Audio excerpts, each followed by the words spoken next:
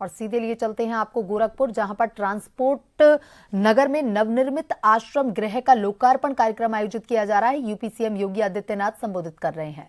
नगर आयुक्त और उनकी पूरी टीम को मैं हृदय से अभिनंदन करते हुए बधाई देता हूं। यह एक बहुत बड़ा कार्य हो रहा है। ये दो प्रकार से, एक तो प्रकृति को बचाने के लिए, दूसरा जीवन को बचाने के लिए। हमारे महापुरुषों ने हमेशा कहा है कि जल ही जीवन है और जल ही जीवन है। इससे ज्यादा महत्व कौन समझ सकता है? जो पूर्वी उत्तर प्रदेश के लोग देख रहे हैं, समझ रहे हैं। प्रदूषित जल के कारण गोरखपुर और पूर्वी उत्तर प्रदेश के लोगों ने 1977 से लेकर 2017 तक 50,000 से अधिक मासूम बच्चों को दम तोड़ते हुए देखा है, इंसेफ्लाइटिस के नाम पर, अन्य वेक्टर बॉर्न डिजीज के नाम पर। इन विषाणु जनित बीमारियों के कारण होने वाली मौत का कारण प्रदूषित जल था, गंदगी थी। हम सब आभारी हैं पहले प्रधानमंत्री मोदी जी के, जिनकी प्रेरणा से स्वच्छ भारत मिशन पूरे देश के अंदर लागू हुआ। हर व्यक्ति को शुद्ध पेयजल की आपूर्ति करनी है। इसके लिए भी शहरी क्षेत्र में अमृत मिशन और ग्रामीण क्षेत्र में जल जीवन मिशन प्रारंभ हुआ। हर घर नल के माध्यम से घर घर तक शुद्ध पेयजल उपलब्ध कराने के कार्यक्रम प्रारंभ हुए। लेकिन अब जो हमारे पास जल है यह शुद्ध रहे, इसके लिए हमने नदियों पे ध्यान नहीं दिया, तालाब और पोखरों पर ध्यान नहीं दिया। जहां आप देखो, जिस नदी को देखो प्रदूषित है, जिस तालाब को देखो प्रदूषित है। कहीं गांव का पानी उड़ेल दिया गया, कहीं पे शहर का पूरा ड्रेनेज और सीवर को उड़ेल दिया गया। जिन नदियों का जल अमृत तुल्य हुआ करता था, वहां से बदबू आने लग गई। लेकिन आज नमामि गंगे परियोजना के बाद प्रधानमंत्री मोदी जी की पहल ने नदी संस्कृति को बचाने का जो पहल प्रारंभ किया था, आज उसका परिणाम है कि दुनिया का सबसे बड़ा धार्मिक और आध्यात्मिक समागम उत्तर प्रदेश की धरती में, मां गंगा और यमुना सरस्वती की त्रिवेणी में, प्रयागराज की धरती पर 13 जनवरी से 26 फरवरी के बीच में होने जा रहा है।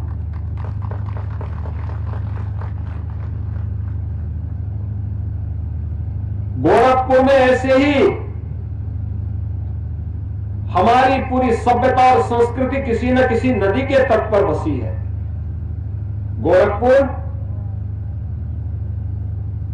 राप्ती नदी और रोहिन नदी के तट पर बसी है। एक बड़ा पूर्वी उत्तर प्रदेश का महानगर आज गोरखपुर बन गया है। जो नदी हमारी सभ्यता और संस्कृति की जननी हो, उसका आधार हो, उसकी सेहत के बारे में पहले प्रयास नहीं हो पाया। और उस प्रयास को करने के लिए एनजीटी लगातार नगर निगम गोरखपुर में जुर्माना कर रही थी। इन लोगों ने भी 110 करोड़ रुपए की लागत से एसटीपी लगाने की एक प्लानिंग कर ली थी। मैंने कहा 110 करोड़ रुपए क्यों खर्च कर रहे हो, प्राकृतिक पद्धति अपनाओ। और प्राकृतिक पद्धति अपनाने का परिणाम क्या है?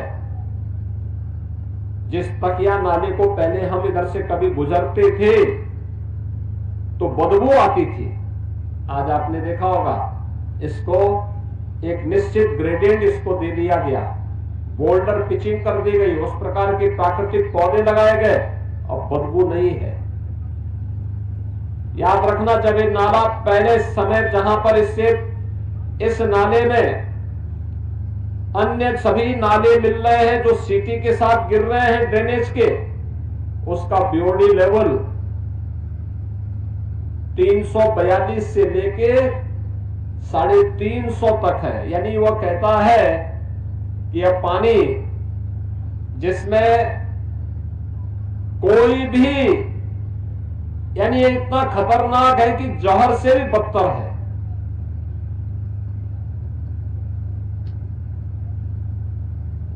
वह खेत में सिंचाई के लायक भी नहीं होगा, खेती को जला देगा। लेकिन जब एक निश्चित पद्धति उसमें अपनाई गई, बोल्डर की पिचिंग करके, जगह जगह रोक करके, छान करके, फिर आगे ले जा करके उसको ईंट के झावे से, मोटा बालू से, गिट्टी से, बालू के साथ उसको आगे ले जाने की कार्रवाई को आगे बढ़ाया गया, तो अंतिम वहां जब यह नदी में गिरने के पहले इसका बीओडी लेवल, इसमें ऑक्सीजन की मात्रा, इसमें अन्य खतरनाक विषैले जो तत्वों की जानकारी ली गई, तो यह था कि वह अब शुद्ध स्थिति में है, वह नदी में छोड़ा जा सकता है। बीओडी लेवल 15 से 18 के बीच में वह आ गया, यानी 350 से घट करके 15 से 17 के बीच में आने का मतलब अब आप उसकी सिंचाई कर सकते हैं, सब्जी उत्पादन में, फूल उत्पादन में उसका उपयोग कर सकते हैं, और खेती के लिए खतरनाक नहीं होगा।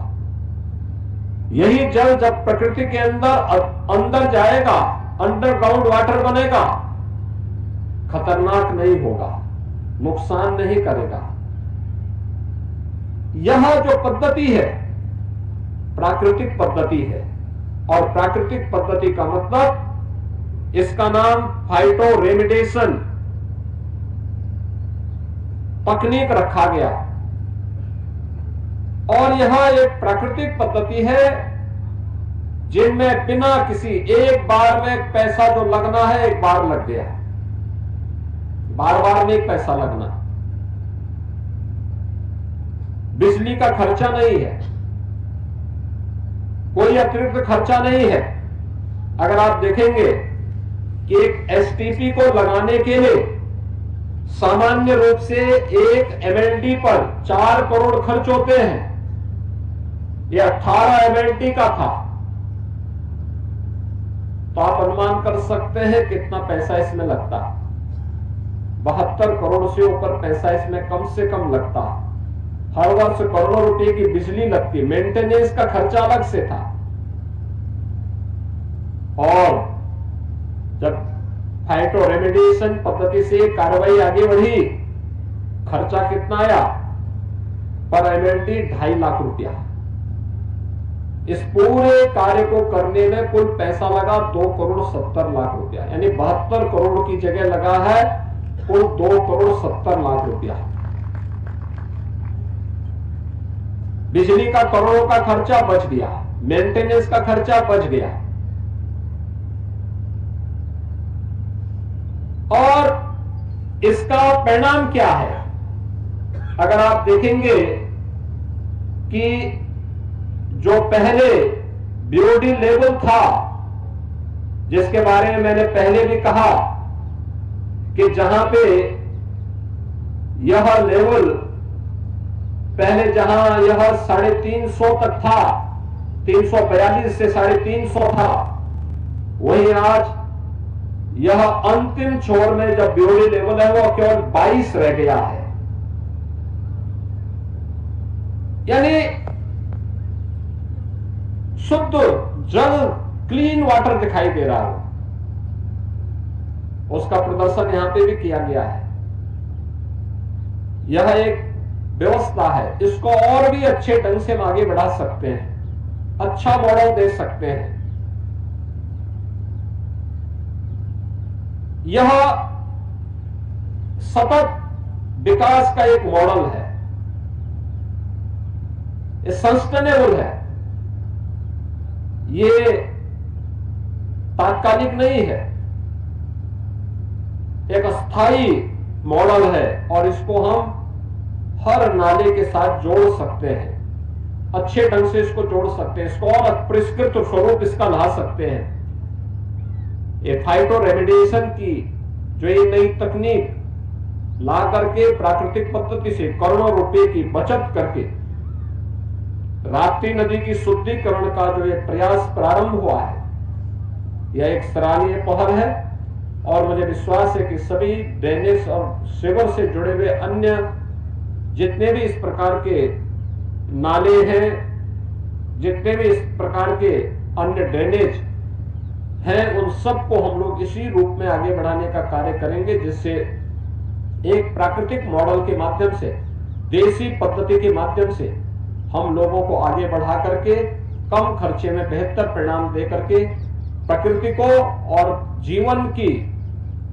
सबसे बुनियादी आवश्यकता जल की शुद्धता को बनाए रखने में हम सफल हो पाएंगे।